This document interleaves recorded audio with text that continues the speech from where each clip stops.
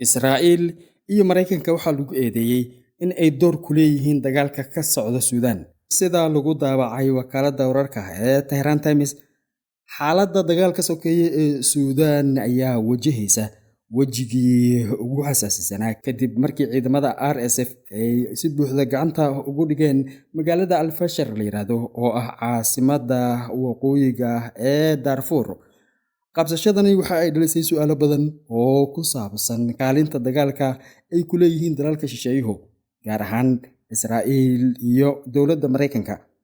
Ciidamada RSF ayaa xoogaystay waxaana si weyn u sii badanaya khasaaraha dhimashada iyo dhaawaca dadka rayidka ah oo ay geysanayaan ciidamada RSF la yiraahdo. 26kii Oktoobar ee sanadkan, RSF waxa ay qabsadeen magaalada Al-Fashar oo ahayd saldhiggii ugu dambeeyay ee ciidamada dowladda Suudaan ay ku lahaayeen gobolka Darfur. Qabsashadani waxa ay noqotay isbeddel weyn. RSF waxa ay gacanta ku haysaa in ka badan rubac dhulka Suudaan ah. Markhaatiyaal iyo hay'adaha qaramada midoobay ayaa waxa ay sheegayaan in weerarkii lagu qaaday magaaladaasi uu sababay dilal baahsan iyo tacadiyo ka dhan ah dadka rayidka ah.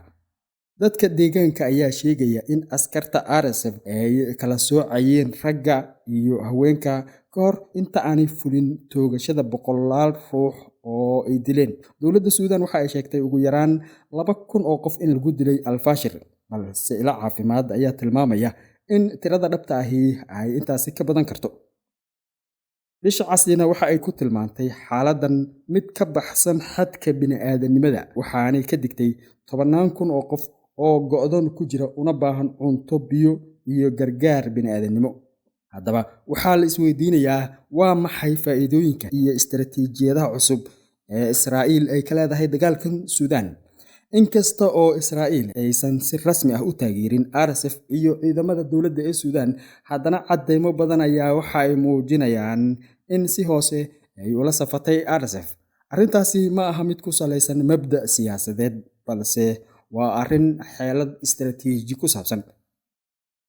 Qodobka koowaad ee faa'iidooyinka Israa'iil ay ka helayso waxaa lagu sheegay inay tahay faa'iido siyaasadeed oo mustaqbalka ah.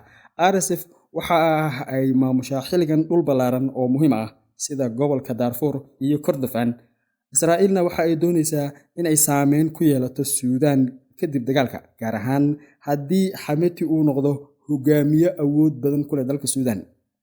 Qodobka labaad ee faa'iidada ay ka helayso Israa'iilna waxaa lagu sheegay saameyn ku saabsan badda cas oo ay doonayso Israa'iil. Suudaan waxa ay leedahay xeeb muhiim ah oo ku taalla badda cas, halkaas oo amniga badda iyo ganacsiga ee Israa'iil uu ku tiirsan yahay. Guulaha RSF ee dhulkaasina waxa ay siin kartaa Israa'iil marin dadban oo ay ku ilaaliso danaheeda ganacsi iyo militari ee gobolka. 3. Xiriirka saddex geesoodka ah ee u dhexeyn kara Imaaraadka, Israa'iil iyo kooxdan RSF la yiraahdo. Imaaraadka Carabta oo ah taageeraha ugu weyn ee RSF waxa uu saaxiib dhow la yahay Israa'iil. Warbixinno sirdoon ayaana muujinaya in Mossad iyo hay'adaha sirdoonka Israa'iil ay si wadajir ah ay u taageereen ciidankan RSF, iyaga oo siinaya tababaro iyo qalab casri ah oo ay ka mid yihiin diyaaradaha droniska. Qodobka u dambeeya ee faa'iidada Israa'iilna waa caadiyeynta xiriirka Israa'iil iyo Suudaan. Taliyaha RSF Maxamed Xamdaan Dagalo Xameti waxa uu muujiyay diyaar u ahaanshaha inuu dhammaystiro heshiiska normaleynta ee hakaday 2020. Arrintaasina Israa'iil waxa ay siinaysaa fursad ay ku gaarto ujeedo siyaasadeed oo Mareykanku sidoo kale uu xiiseynayo. RSF faa'iidooyin ayay ka helaysaa iyaduna. Waxa RSF ay qaadatay luuqad iyo xeelad dagaal oo la mid ah kuwa ay isticmaalaan ciidamada Israa'iil ee Gaza ka dagaalama. Erayo ay ka mid yihiin gaashaan dadweyne iyo dagaal magaalo iyo sidoo kale goobo argagixiso oo weerar ku qaadayaan ayay sidoo kale adeegsadeen ciidamadaasi oo marmarsiyo uga dhiganaya weerarada lagu qaadayo isbitaalada, masaajidada iyo sidoo kale xeryaha barakacayaasha. Falanqeeyaal badan ayaa sheegaya in tani aysan ahayn kaliya isku ekaasho oo dhanka erayada loo adeegsanayo dagaalka ah, balse ay tahay qaadashada istaraatiijiyado muujinaya sida dagaalada casriga ah loogu adeegsanayo xeelado isku mid ah oo lagu qarinayo xadgudubyo waaweyn oo la geysanayo. Si la mid ahna eedeymaha loo jeediyey Israa'iil ee ku aadan xasuuqa Gaza ka socda, RSF-na waxa ay ku eedeysan tahay in ay xasuuq u geysteen dadka Darfur. Labada xaaladoodba waxa ay muujinayaan isdhexgalka u dhexeeya xeeladaha militari iyo warbaahineed ee sawirka guud ee dagaalka.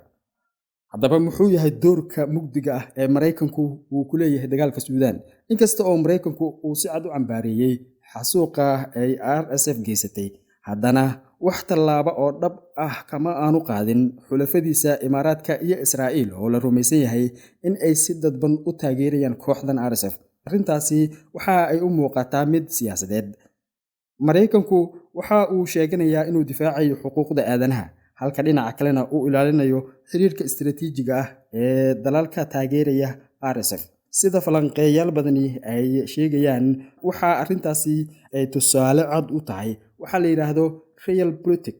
Waxaa la adeegsanayaa erayo siyaasadeed oo akhlaaqaysan iyada oo dana istiraatiiji ahna la gaarayo.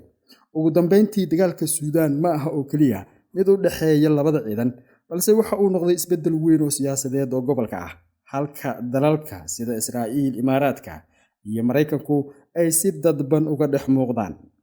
Qabsashada Al-Fashir waxa ay calaamad u tahay in dagaalka Darfur uu galay wejigiisii ugu khatarta badnaa, arrin aan keliya go'doomin doonin mustaqbalka dadka Suudaan, balse sidoo kale dib u qaabayn doonta awoodda Geeska Afrika iyo Badda Cas.